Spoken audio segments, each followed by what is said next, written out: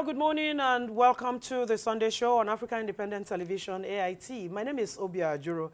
It's been about 5 days since President Bola Ahmed Tinubu suspended the elected leaders in Rivers State government, including the state governor, Sim Fubara, by declaring a state of emergency in the South state.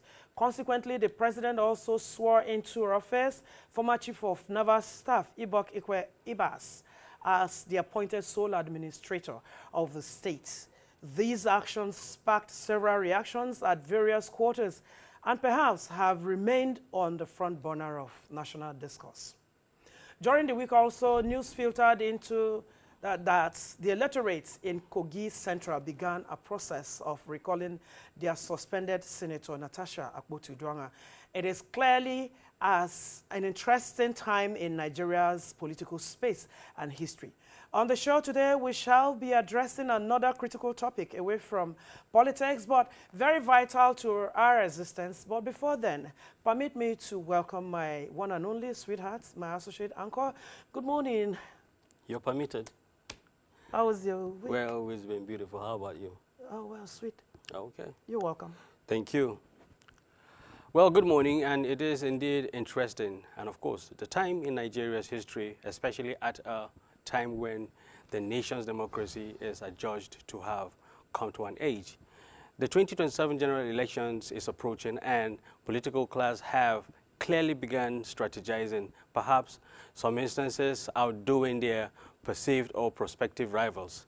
For us on the show and the majority of Nigerians, all we ask is for the improvement of the well-being of the citizens and the placement of priority on public interest. Exactly. That is where the issue lies. For several decades, the political class would claim their actions or inactions are taken in the interest of the public. But in real sense, the contrary is the case. Lest we forget, on Wednesday, many Nigerians lost their lives to very unfortunate and unavoidable incident that happened on the Abuja-Kefi Expressway, where reports say brake failure of an articulated vehicle conveying CNG cylinders sparked multiple explosions, engulfing vehicles and many persons along the way. Our thoughts go to the families of the deceased as we pray for the repose of their souls. And I say amen and amen to that. That incident is one among several other incidences that have happened at other locations within Nigeria in a space of weeks, months, perhaps. Our discussion today may help checkmate this ugly trend as we try to address challenges relating to road transportation in Nigeria. Those in position of authorities must rise to the occasion while citizens make informed decisions at the appropriate time. There are rules and regulations guiding activities on the roads. Regrettably, some persons, I beg your pardon, in authority would flout these rules. Some others will pay their way through after violating the rules and putting other road users in danger. How about the failure of the government to provide quality access roads, even road signs where necessary, to regulate traffic? The issues are just enormous. Like we said, we shall try to address some of these challenges, including the ever-rising cost of transportation, despite efforts of the government to make it affordable. All this we shall discuss with our guest, who is a renowned transportation consultant with the World Bank and coordinates the World Bank National Urban Mobility Program for Nigeria. He is Engineer Emmanuel John. Before we have him, let's refresh our minds with what the news of the week had been. It is still the Sunday show on Africa Independent Television. Don't go anywhere.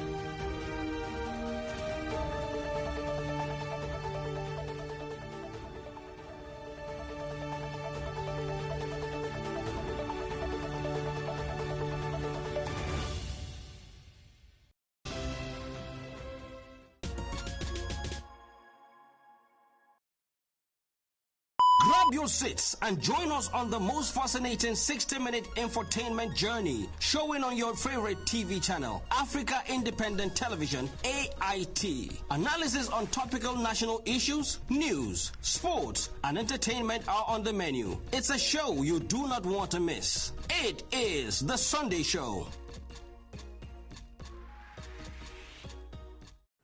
It's still The Sunday Show on Africa Independent Television, AIT. Good morning once again. This morning, you already know we're looking at road transportation system. And we have a brain box in the studio. His name is Engineer Emmanuel John. And I want to say to you, welcome. Your resume is so wonderful and impressive. He's an encyclopedia. Exactly.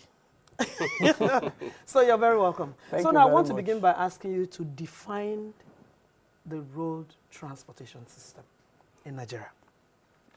Thank you very much. Yes. And I'm happy to be back again in the studio at AIT. I've always been here. First, let me begin by saying that the road transport system in Nigeria is what I considered underperformance. Far below certain standards and average that the rest of our counterparts across the world are. It is also the most under-regulated in comparison to sister modes of transport like the air or the maritime. And for that reason, the system is a bit below the standards required of its performance. And that affects all sectors because road transport to be specific, is the artery with which economic prosperity thrives. And you know if your artery is dysfunctional, you know how it affects your well-being. Inflation keeps rising. And a lot of different actions is being taken here and there with limited activity in enhancing road transportation system that is the grip of economic prosperity. I give a simple example. A man who earns, say, 100,000, lives in the city, and spends more than half of his income transporting to work and back. Half of his income on transport, has limited income to take care of housing, yes, to pay for hospital bills, to attend to other needs. That is why a lot of people say the take home does not even take you home. It can't take you home because transport will eat it along the way. And to that extent, you can't be talking about prosperity. You can't be talking about taking people out of poverty. You are not addressing road transport to be specific. You can't even talk about other investment ideas. Even if the ideas are there, how would you even finance the investment? Now, how do you define having a good transport system when there is no road? Exactly what you have just said. Without a good road transport system, you can have good transport system. Yes. And good transport system is not just about road. Again, that is one of the mistakes we have made over the years. We build roads, we don't develop transport.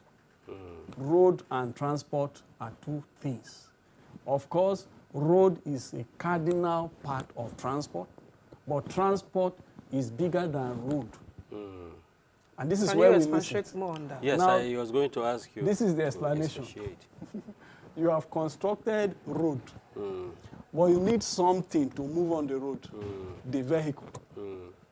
Beyond the vehicle, you need the regulations to ensure that what moves on the road is efficient.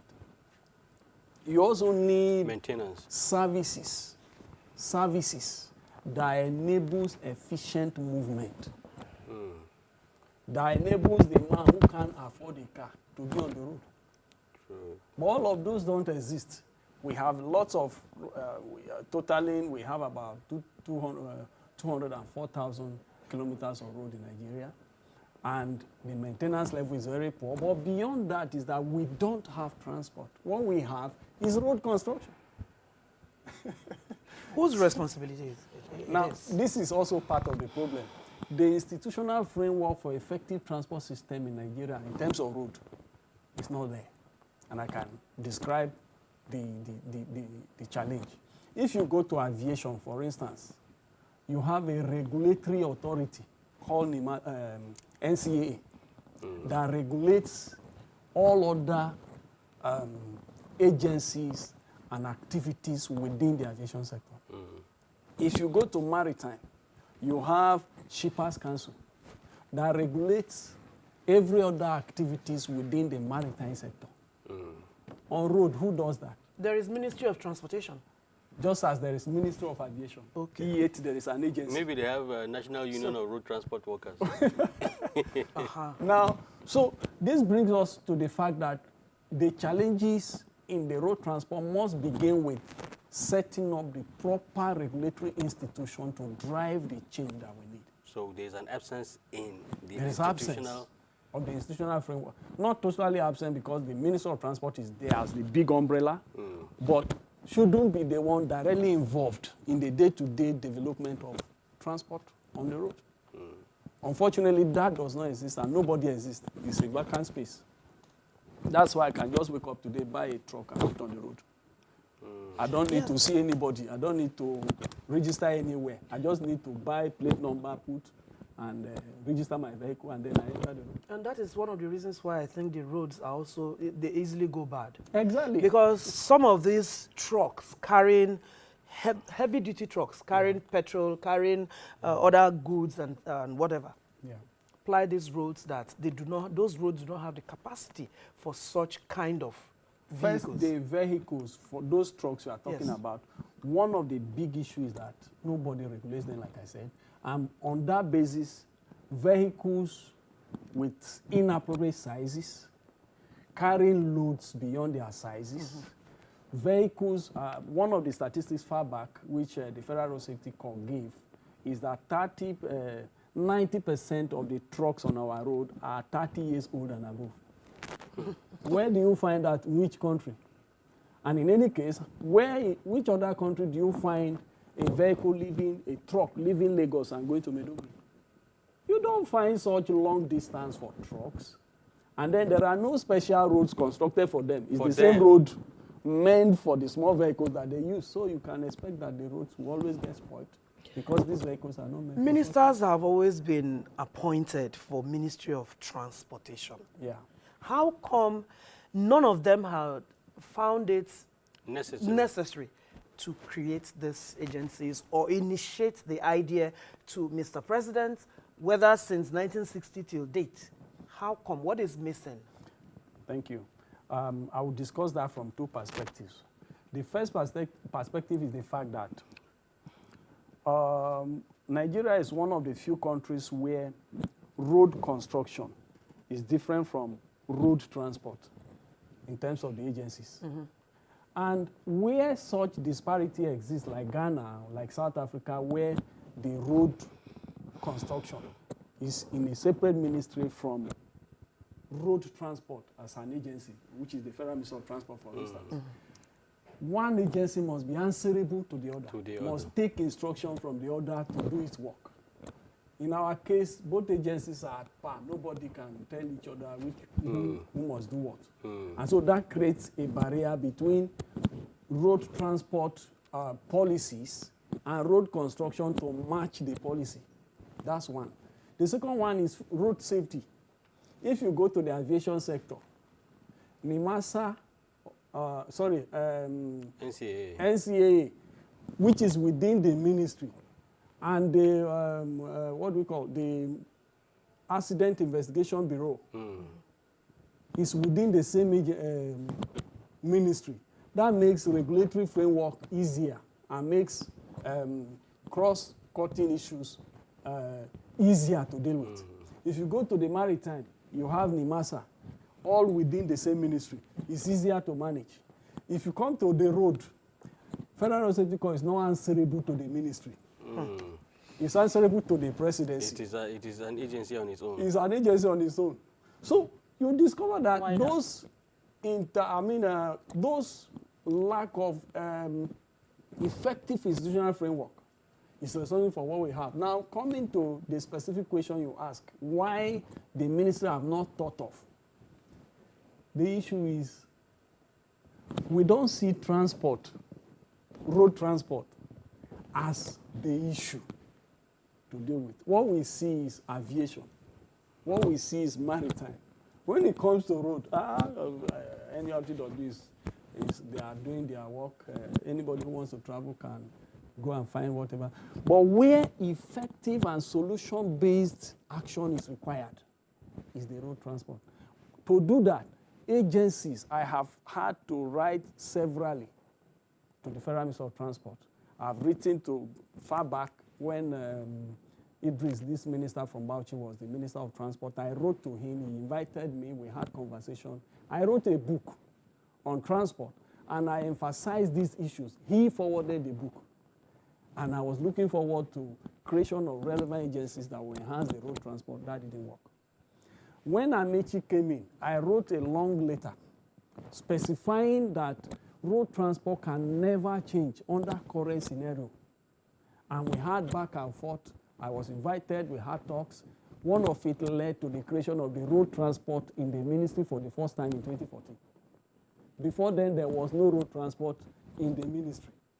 So it doesn't even exist before you talk about creating an agency. It was until 2014 that the Minister of Transport created road transportation as a department. This is where the problem is. So it is being able to understand what it takes to develop transport that necessitates the creation of an agency. If you don't think there's any problem, then you don't think you should create an agency to solve the problem. Don't you think the individuals or organizations responsible for these haulages might be the people behind the ministries or ministers not being able to create such agency? Because first of all, when you look at road transportation, you look at those heavy-duty trucks, people own them. Yes. How come we can't have rail transport system, an effective rail transport system connecting between Abuja and Nasarawa, Abuja, Kogi, just like that, as it is abroad? Because when you say road transport, I have happened to enjoy very good road transport in America, joining Greyhound bus between New York and Maryland. It is a 5 hours journey, but you will not even know the difference whether you are in an aircraft or you are in a bus. So what is wrong with us? Okay. Too many questions, right? No. It's something to deal with. Now, the issue is this. I remembered when the 25 years rolling plan of the rail sector was unveiled. I remember two of the unions protested heavily that if the rail is revived the way it is being done, that some of their members will not have work. You see what I'm saying? That is selfishness. Did you see what I'm saying? Protest. And that was because over the years, government left a space that informal people who are now growing to become formal came into the scene. Took over. They own the space. The unions are big, they are sound, they have the resources, they can push to achieve anything they want to achieve. In fact, government in certain quotas are afraid of them because of their capacity in quote. What happened? We have left the space for so long, and they have owned it. And taking it over from them has been difficult. So we can't take away the fact that their influence is strong because they own the space. And if I own the space and you want to come, you need to fight. You know? Yeah, I need to, yes. It's either you lobby me to agree with you or then be ready to fight me. This is a problem. It is also important for these people to understand that everything evolves, because even you cannot expect Nigeria of 50 years ago to be the same. Exactly. So the road transport should evolve, because it will get to a point where we're talking about getting buses, we're talking about shuttle train stations and all that. And is it because of this particular set of people that will continue to remain in that kind of squalor? It still doesn't mean anything. It doesn't make a sense. Look at the incident that took place yesterday Yeah. It is a very, it's a very, very typical example of the situation we have. Yeah. There is as circular.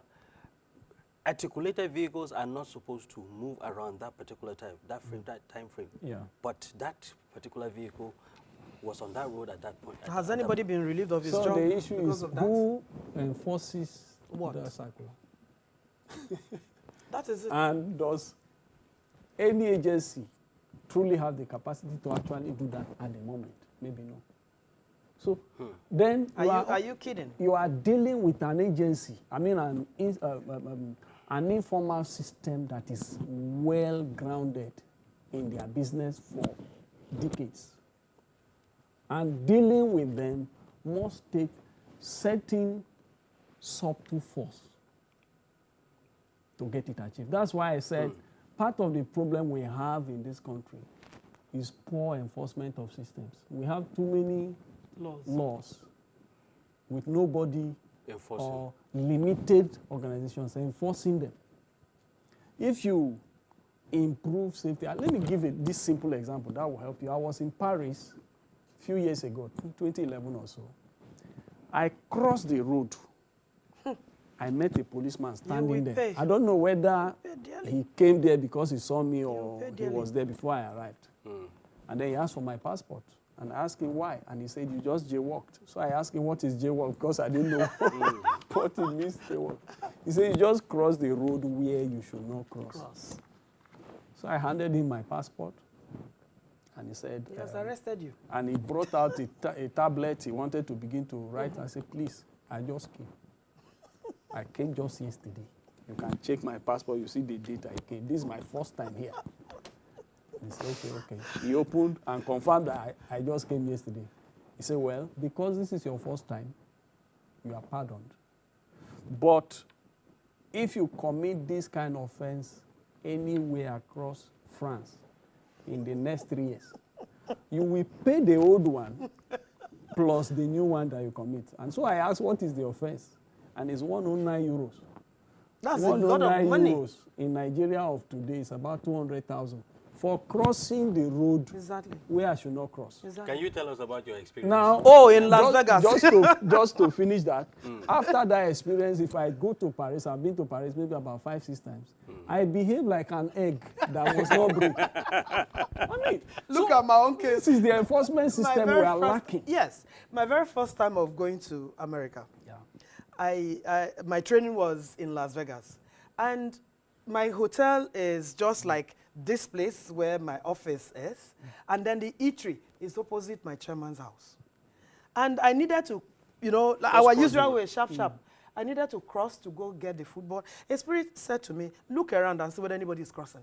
Nobody was crossing. So I started walking. So I had to ask a black American, please, I want to get something. I'm hungry. I want to get food from this eatery. He said, you have to walk down and then there is a crossing for you to be able to get back to this place. Exactly. That working, for those who know Asokoro very well, I walked up to the beginning of T.Y. Danjuma to be able to turn and come back to this same spot on the other side to buy the snacks. And then I quietly sat down there, eat it. And because then, you are tired because already. I'm going to walk back again, same way I came. You see that? That's a very long journey. Because somebody is at his or her duty post enforcing the laws. Exactly. We have beautiful laws, all kinds of laws. But very poor enforcement. Yes, that is the issue. That is why somebody can just wake up, turn on your engine, and then go and beat traffic lights. Now, can I tell you something else that deals with the trucks? Now, Nigeria is one of the few countries, in fact, in Africa, we are among the 5-6 countries with the worst vehicle age for importation. 15 years. 30 years, 20 years, 15 years. Yes. Now, beyond that, we also one a of dumping the ground. one of the that is few what you're countries, trying to say. Yes. Dumping ground. One of the few countries without end-of-life policy. End-of-life means at certain age or mileage, the vehicle should exit the fleet. We don't have it. So as long as the tire of the truck or the vehicle can turn, As long as the steering can balance to move, the It's a vehicle vehicle. remains on the road. So you see vehicles of 50 years ago, as long as they can move, they're on the road. Is that not the responsibility of the VIO? Not Vehicle only inspection? VIO, not only VIO. Okay. There are agencies like NESREA that deals with emissions and environmental issues. We have the Federal Road Safety Corps, we have the Standards Organization of Nigeria, we have the VIO. They are all there. So we what have is- the customs. What is wrong with us, really? What is wrong with us is the lack of enforcement. The spirit of enforcement is not there. And then when one of these was raised one time during a public hearing at the National Assembly, and they say, you see, Nigeria is poor, the poverty level. I say, you can never come out of poverty condoning indiscipline. You can never. I love that payoff. If you want to escape poverty, one of the cardinal ingredients for escaping poverty Discipline. is discipline. And until we come to that point, this debate continues. Now let's talk about the agency, this road transportation agency. I think it is very important. What are the things? What are some of the things you pointed out to the former minister? Yes. For Number him one. to see Number one, reasons. that letter was anchored on 5 key issues. Yeah, let's talk about them. Number one is the setting of the institutional framework.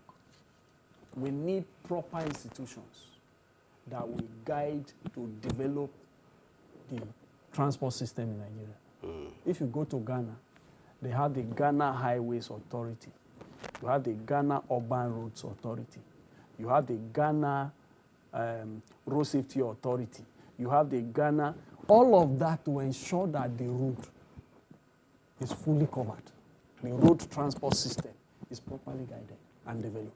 So the number one thing we need to do is to set up the appropriate institutional framework. That's number one. Number two, which is part of my recommendation, is to develop a national road transport policy. Currently, Nigeria does not have. We've never had. The current draft has been in a draft for 20 years. During the last National Council on Transport in Abeokuta, where all commissioners met and the minister was presiding over, I had the privilege of being the secretary of a subcommittee set up to look at the draft. And we came up with all of the recommendations, completed. I submitted the report as an independent expert who was engaged in that program. After that, a validation program held. So we were thinking, finally, we are about to have a policy. And up till now, we don't have. It is still in the coolers. It's in the process. Now, so that's number two. Appropriate framework, policy framework that will drive the change we want.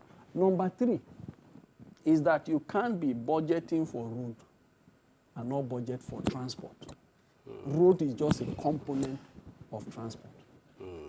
What that means is that if you are building roads and you are not developing, you are not buying vehicles, you are not building institutions of transport, you are not setting up services that enable efficient transport system to run, you push everybody to go and buy cars.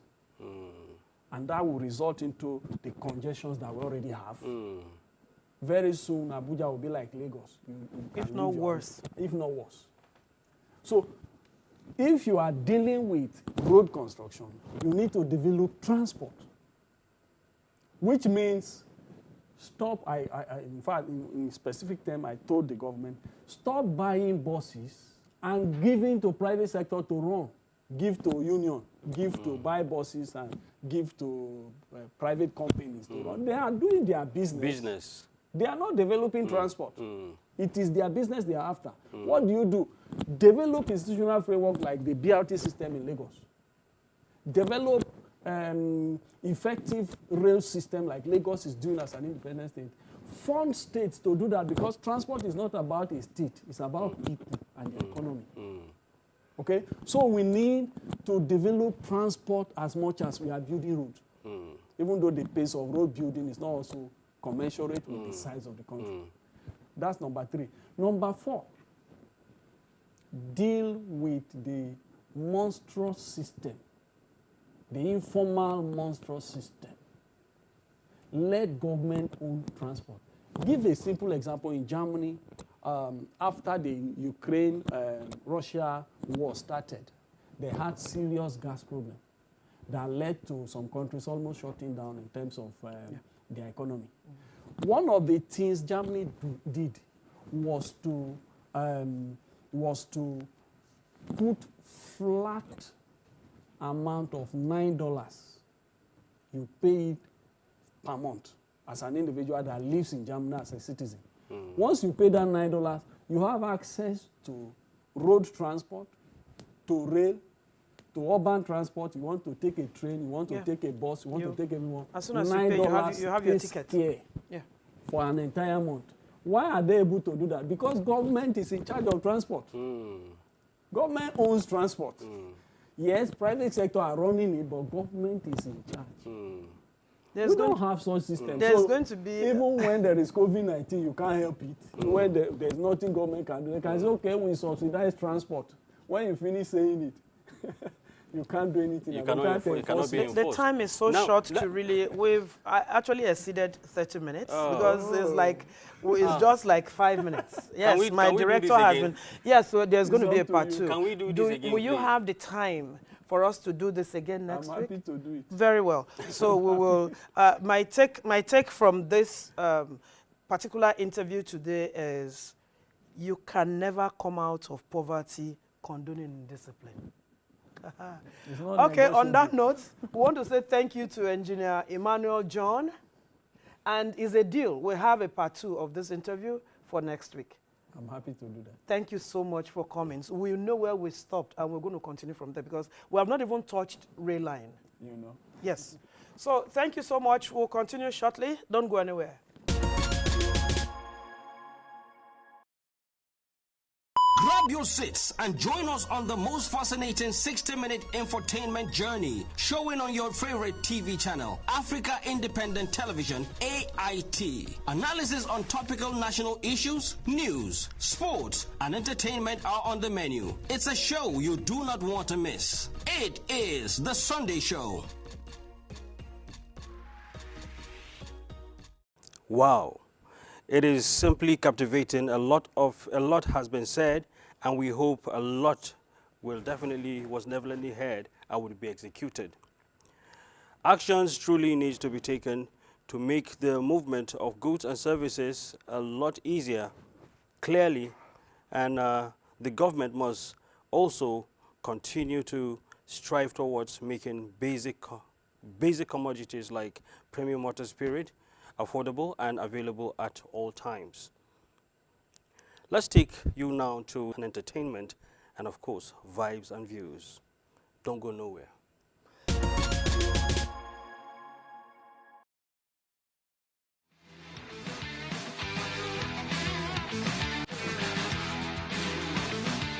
Hello, welcome to the Vibes and Views segment on the Sunday Show. My name is Anu Awojabi. It's time to relax to some entertainment stories.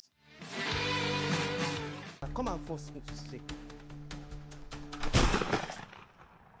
The young lady says we have not finished.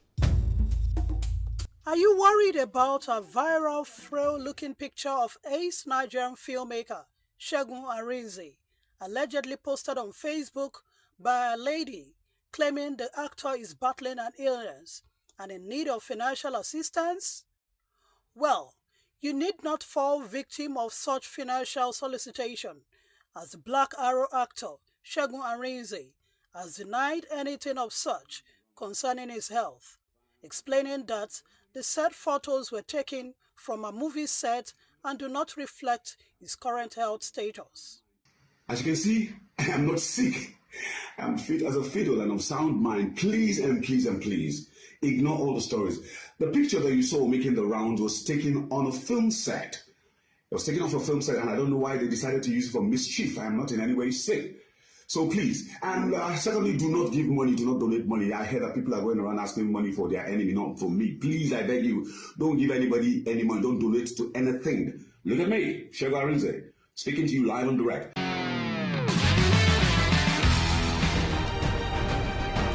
You've always been on the right side, brother. I have no regrets. Neither should you.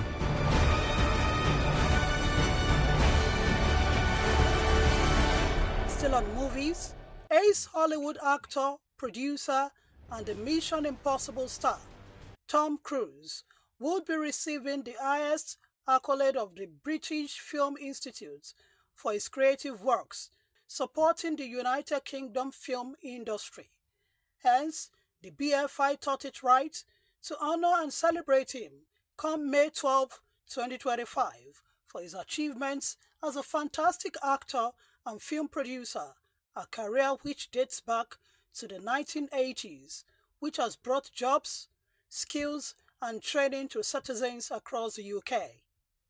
The Hollywood icon is set to receive the BFI Fellowship from the Institute's chairwoman, Jay Hunt, in London. Bottles and bitches, believe we back in business. The shit I be smoking is highly recommended. And lastly, US rapper Snoop Dogg and music executive Suge Knight have been sued for allegedly defrauding the former Death Row Records executive Lydia Harris of $100 million.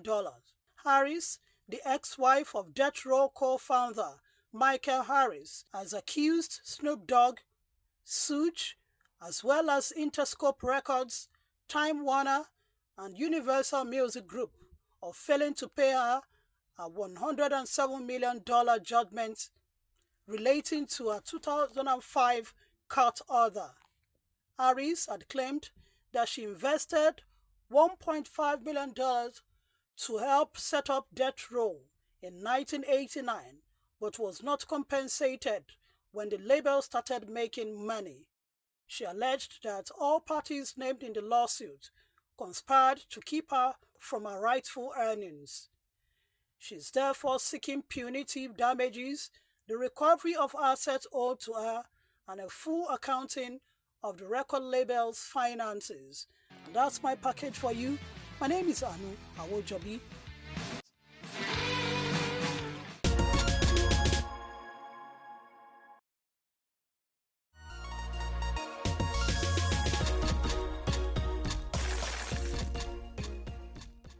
So this time around, what I'm going to do is focus on what we've been doing for Nigerians directly. And the most important thing that we've been doing, in my opinion, is redeeming Nigeria's image abroad. When I say redeeming Nigeria's image abroad, I'm talking about compensating for any faults that we may have projected. And I think we've succeeded in that thus far. But so the next stage is really to exalt and glorify Nigeria's image abroad. In terms of redemption, we now have a good image. I'm confident to say that. Now, how have we been able to do that? We have done that by restoring the dignity of Nigerian citizens in other countries, and by having a zero tolerance for the humiliation of Nigerians anywhere in the world. And it doesn't matter how high or how low. It can be Victor Osimhen trying to be rubbish or trying to be prejudiced towards, and it can be somebody who is lonely, living in a country outside Nigeria. Because sometimes the problem we have in foreign affairs is difficult to show what we're doing, because we don't award contracts, we don't employ people, young graduates or school leavers en masse. So when we're asked what do we do, people just think, no, there's nothing happening. But so we're in the same boat with the Minister of Information. Our remit is not to be awarding contracts. So that's why I'm beginning with this, so that people begin to comprehend what it is we do.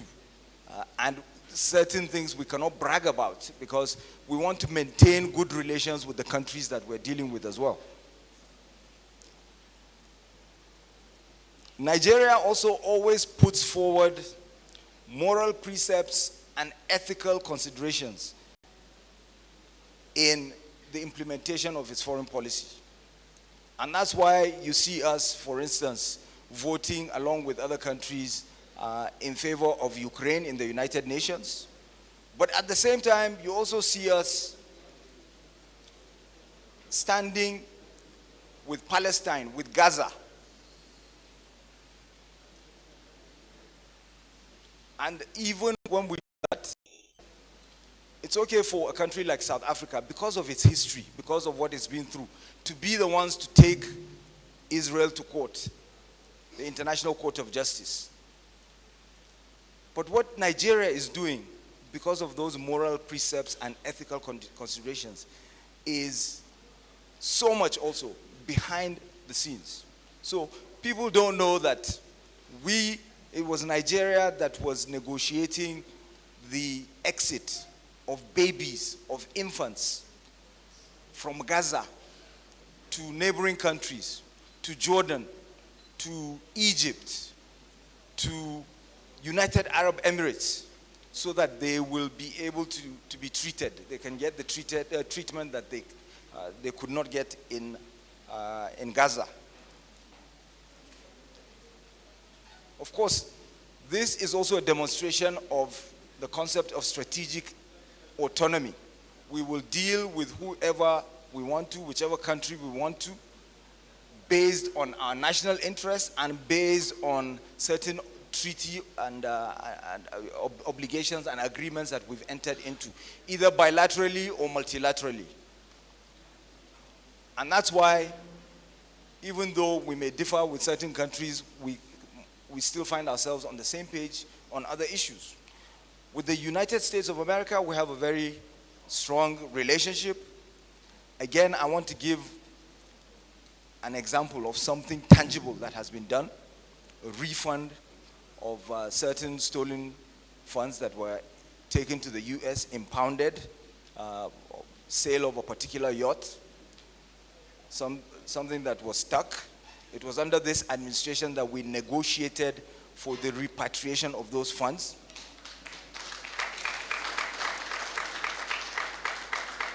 And this was done almost one-to-one between myself and the then Deputy Secretary of State.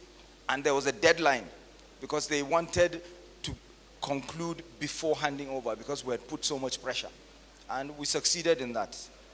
And still on the US, I want to talk about the African Growth Opportunities Act. A lot of African countries were looking to Nigeria to lead the charge to see that the African Growth Opportunities Act was extended, because the US Congress was looking to, it was considering bringing it to an end. It is important because it allows a lot of African countries to export to the United States of America so that they don't face tariffs. Now, we were not only negotiating for that, but we were pushing for finished products to be exported. So we don't want to just be exporting raw materials or food items directly from the farm like yam. No. We want to export garments, synthetic materials, because we have ramped up production of polymer, of plastics, of synthetic materials from our refineries. We have the 4 refineries owned by government with a capacity of 445,000 barrels per day. In addition, now we have the Dangote refinery with 650,000 barrels per day. We have Indorama also producing synthetics that can be used for face caps, for trainers, for canvas, shoes, etc. And when we do that, we're also promoting Nigerian businesses. We're putting them in front so that a rough and tumble can export to the US instead of just the default setting, which is Africa always exporting raw materials.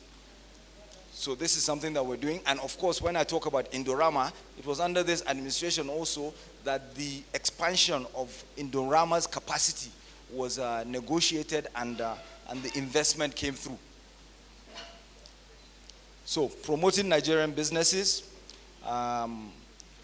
again, to do that, to speak for others on the continent, and to represent so that we can interrogate the global financial architecture. We need to be members of the G20, and now we've become regular invitees. We were invited to India, we were invited to Brazil, and now we have also been invited by South Africa. Each country that chairs invites us. And I will also talk about China and the upgrading of our relationship to a comprehensive strategic partnership. But that was not just an empty pronouncement, because we were also able to get China to allow Nigeria to start exporting groundnuts, cashew, ginger, at least five products. And then we were also able to negotiate, of course, the currency swap and looking to expand it. And when I talk about India, I've talked about the 14 billion that was attracted over a number of years that will be invested in Nigeria. Indorama, 8 billion. There's a steel plant in Akwa Ibom worth 3.5 billion that is being built by the Jindal Group, the largest steel manufacturer in India. And credit has to go to an officer that retired not so long ago, Ambassador Ahmed Sule of the Ministry of Foreign Affairs. He was the substantive ambassador in 2023 when this deal was negotiated, and it was due to his consistency and the pressure. So these are unsung heroes of the Ministry of Foreign Affairs. When we talk about Brazil, we talk about JBS that visited about 2 weeks ago. They're the largest players in terms of livestock in the world. They slaughter something like 80 million chicken a day from all over the world, 20-something million cows all over. They have decided they're coming to invest. And this is following in the footsteps of President Bola Ahmed Tinubu's visit to Brazil.